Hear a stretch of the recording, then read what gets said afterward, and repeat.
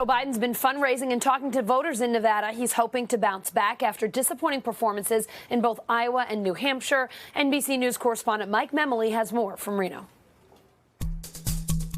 Well, Allison, Joe Biden at this hour is on his way to Colorado, not to campaign, but to fundraise. He needs to restore those campaign coffers at a time we're heading into Super Tuesday, and this becomes less of a ground war and more of an air war. The concerns within the Biden campaign were actually mirrored today by a voter who asked Joe Biden an interesting question. The voter started with a string of compliments here in Reno, saying, "You're smart, you're experienced, you're the former vice president," and then he asked, "What the heck is going on with your campaign? Why did you finish 4th in Iowa and 5th in New Hampshire?"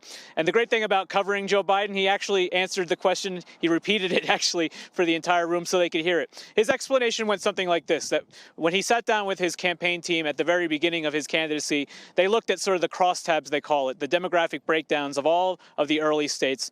And they always knew, at least he says now, that Iowa and New Hampshire were going to be difficult states for him to do well in. And the biggest reason, he said, was because they're overwhelmingly white states. They're good people, he said to the crowd here, but they're overwhelmingly white states. And Biden said that his base of support throughout his entire career has always been among African-American voters, Delaware being the 8th largest population of African-Americans per capita in the country, but also working-class white voters. And that's why he believes, and his campaign believes, that he has a chance for what his supporters are trying to bill online as the Biden bounce back here in Nevada. He's been talking to voters for the most part about here in the last couple of days are two main issues taking on Bernie Sanders specifically. The first has to do with health care. Unions are a big voting bloc here in this state. They have an outsized influence, unlike in some of the other states we're seeing on the calendar here this early. And Medicare for All, Biden has warned voters, and especially those union voters, would risk the hard-fought health plans that they've negotiated with their employers. Medicare for All would force them off those plans that they've negotiated and onto a government system. The other issue, and this is the one that he's been on the TV airwaves on, has to do with guns. Of course, the Las Vegas massacre here a couple of years ago, Biden in those TV ads talking about the fact that he passed the Brady background checks bill. He also passed the assault weapons ban. He said he's taken on the NRA and won before, and he can win again. And he's talking to voters about a vote that Bernie Sanders cast, not only against the Brady background check bill, but to shield gun manufacturers from liability. He says he can't explain that vote. And so the other target for Joe Biden here, but more in the interview realm, has been Michael Bloomberg.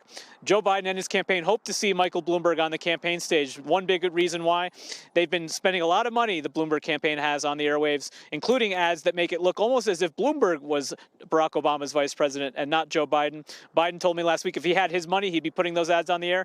But he wants to use the chance on the debate stage to go after Michael Bloomberg on issues like stop and frisk in New York. On foreign policy, he raised today in an interview with Nicole Wallace. But more than anything, I think he wants to remind voters that Michael Bloomberg was not always an ally of the Obama-Biden administration. Allison?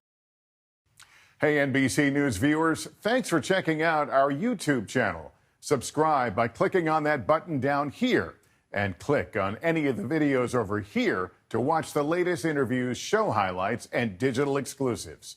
Thanks for watching.